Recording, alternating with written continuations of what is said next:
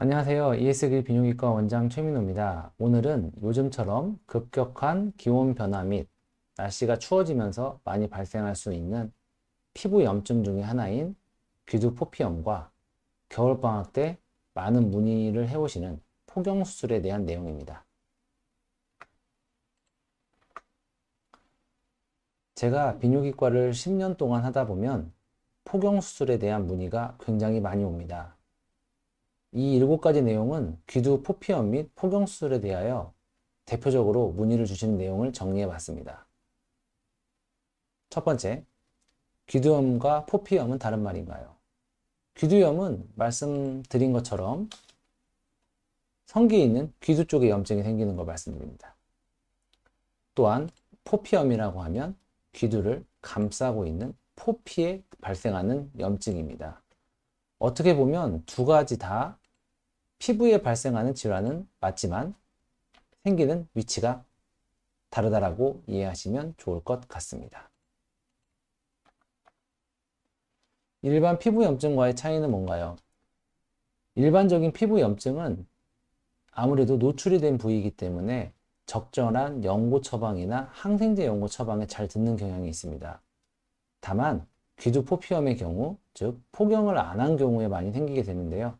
그런 경우에는 이 피부가 가려 있어서 아무래도 습한 환경에 노출이 되기 때문에 일반적인 연고 처방으로는 효과를 거두기 어려운 경우가 많습니다.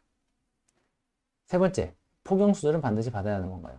폭염수술을 반드시 받아야 하는 경우는 앞서 말씀드린 반복적인 귀두나 포피에 염증이 있을 경우에는 받는 것이 좋습니다.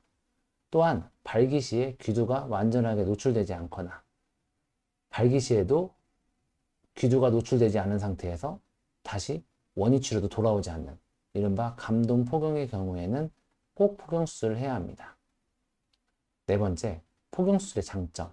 폭염수술은 위생 목적입니다. 개인의 위생 이외에 다른 부작용이 있는 수술은 아니라고 이해하시면 좋을 것 같습니다.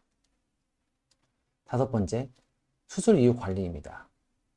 통상 폭염수술은 꼬매게 되어 있습니다. 이러한 꼬매는 실의 경우, 녹는 실의 경우에는 주기적으로 2, 3일에 한 번씩 소독만 하시면 되고요. 뽑는 실의 경우는 2, 3일에 한 번씩 소독하시고 약 수술 열흘에서 보름 사이에 봉합사를 제거하면 됩니다. 관리는 통상적인 샤워는 일주일 이후부터 상처는 2, 3일에 한 번씩 소독한다 라고 이해하시면 좋을 것 같습니다. 6번 수술 이후 성관계.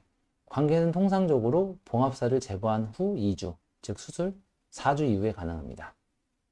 그리고 많은 분들이 폭염수술 이후에 성감의 저하에 대해서 문의를 하시는데요. 폭염수술을 안 했을 경우에는 아무래도 피부의 마찰로 인한 관계로 성관계가 이루어진다면 폭염수술을 하신 분의 경우는 몸통 관계로 유지가 됩니다.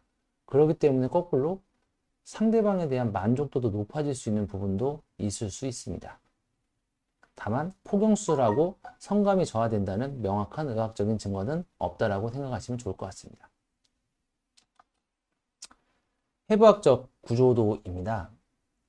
많이들 알고 계시겠지만 이러한 귀두를 싸고 있는 포피를 수술하는 방법이 폭염수술이고요. 조금 더 말씀을 드리자면 이 귀두를 싸고 있는 제가 이렇게 봤을 때 이게 귀두라고 한다면 층이 여러 개가 있습니다. 옛날에는 들고 잘라버리는, 즉 단순히 자르는 폭염이었다면 요즘은 그렇게 수술하지 않고 귀두를 싸고 있는 가장 최바깥층만을 선택적으로 박리하는 수술로 수술이 이루어지기 때문에 이전보다 통증도 덜하고 불편감도 적다라고 얘기하시는 분들이 많이 계십니다. 이 사진은 아까 말씀드린 귀두 및 귀두를 덮고 있는 포피의 사진이고요. 이러한 반복적인 귀두 포피염이 있거나 또는 자연적으로 귀두가 노출이 되지 않는 이런 감돈 폭염의 경우에는 폭염수술을 하시는 것이 원칙입니다. 다만 폭염수술은 개인의 선택입니다.